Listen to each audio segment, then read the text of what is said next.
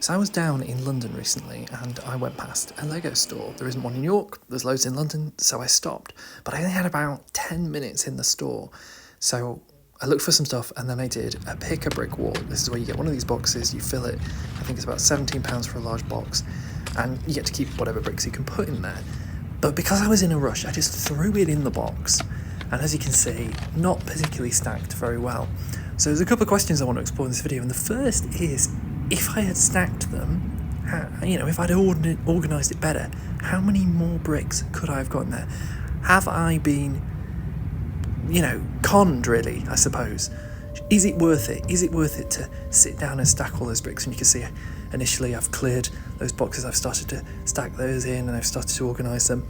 Now I know that I would never force the bricks completely together, so I'm going for efficiency here, not total crunching the parts together.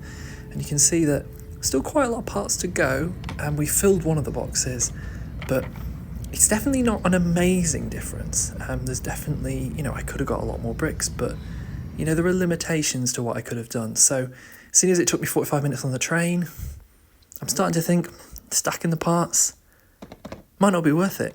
But the other question is the whole thing worth it, or should you just buy the parts online?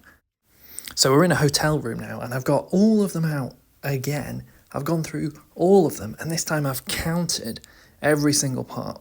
I've gone on to Bricklink.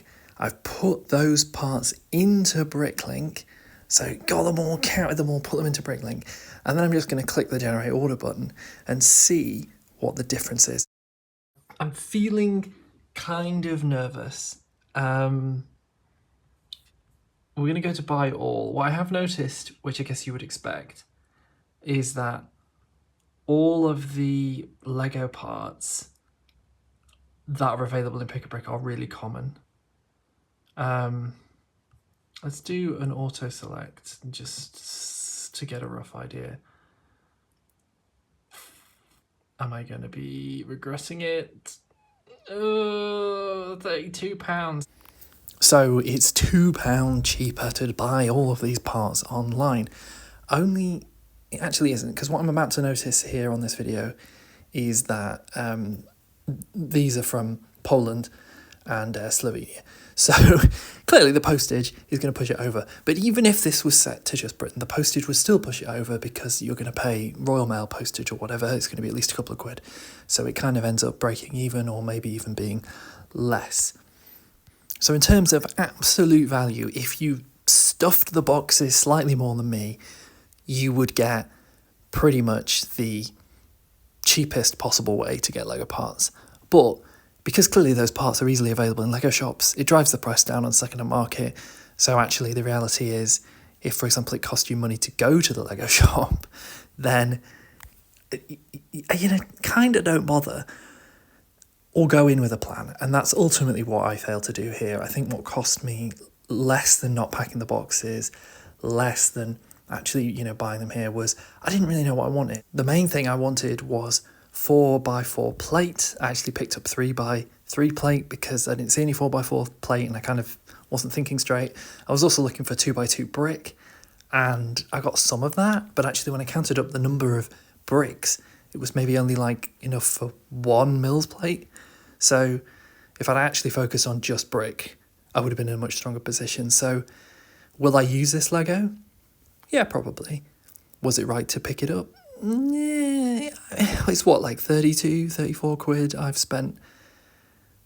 I feel like I will get that value back. It's reassuring to know if I wanted to sell it, I could get that value back.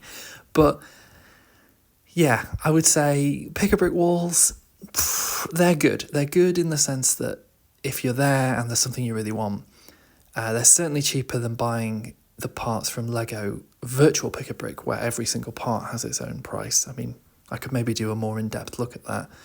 But actually, if you really know what you want, you're probably fine just ordering it on Brick Owl.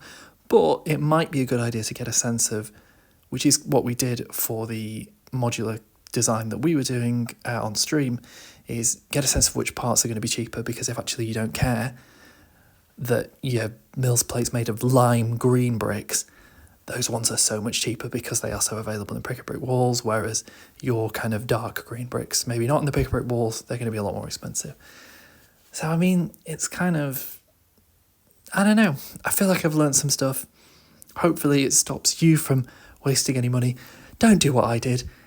Ultimate tip of this video is, if you've only got like 5-10 minutes, don't just stuff a box full of Pick a Brick stuff, because it's silly.